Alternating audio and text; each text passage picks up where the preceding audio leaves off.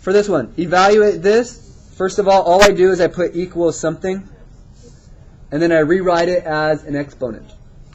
So to rewrite it as an exponent, I cover up the log, and then I switch these two. Again, I cover up the log, switch those two, and from there you look at it and you just use your brain and go, okay, 4 to the what power is 64? You should hopefully understand it's 3. 4 to the third power is 64. On a benchmark, these will always be a whole number of some sort. Number 2, we want to rewrite it as a log. So to rewrite this as a log, basically you write the word log in front. The 7 becomes the base, and you switch these two.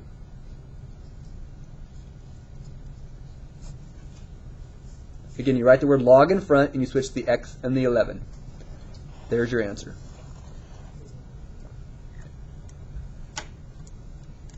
Number 3, I want to find this using these two values.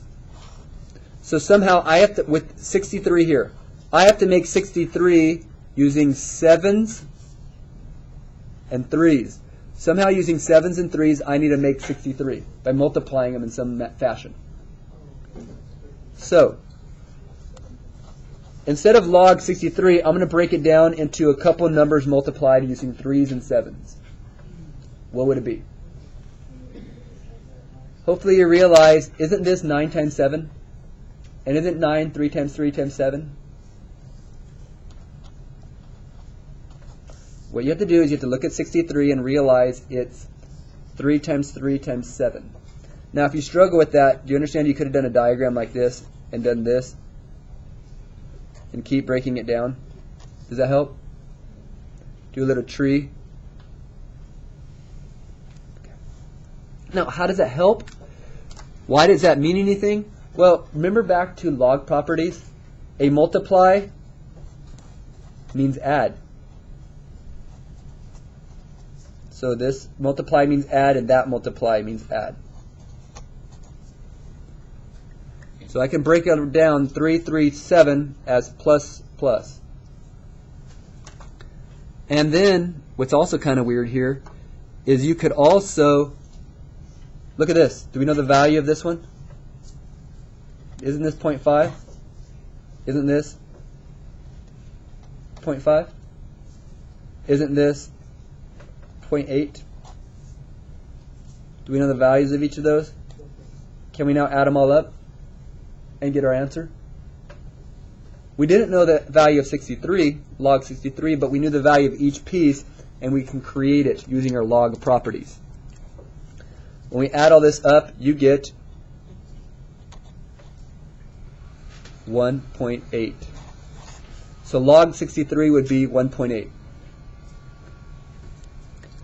And the last one, number 4. I want to expand this. In order to expand this, you have to remember divisions are minus, multiplies are add, and powers go to the front. So the first thing I'm going to do on this problem is I'm going to separate everything into 3 pieces. You'll see it right here. You got to keep the log base 6 also. Log base 6. We start with x to the 5th. Now, do you understand the 7 is on the bottom? Didn't we divide by 7? So divides are minus, so this is going to be log 7. Isn't this y to the 4th also on the bottom? X to the 5th was divided by 7 and divided by y to the 4th. So we're going to minus log, oops, I forgot my base 6. It's so easy to forget them. Don't forget base 6 for all of them. Y to the 4th. Again, don't forget the bases.